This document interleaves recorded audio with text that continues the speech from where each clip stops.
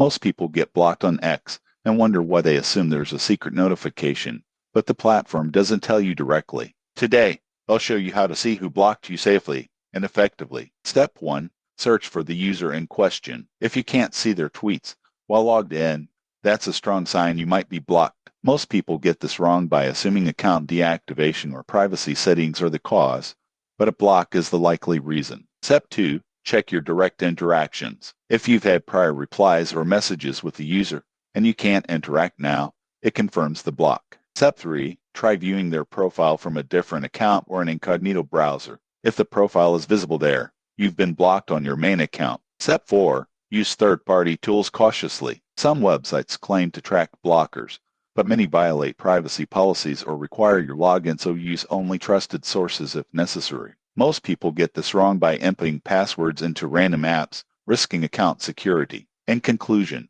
while X doesn't notify you when someone blocks you, these steps let you check discreetly. Most people get it wrong by panicking or trying unsafe apps, but a few simple checks give you clarity. Subscribe for more social media tips so you can navigate X like a pro.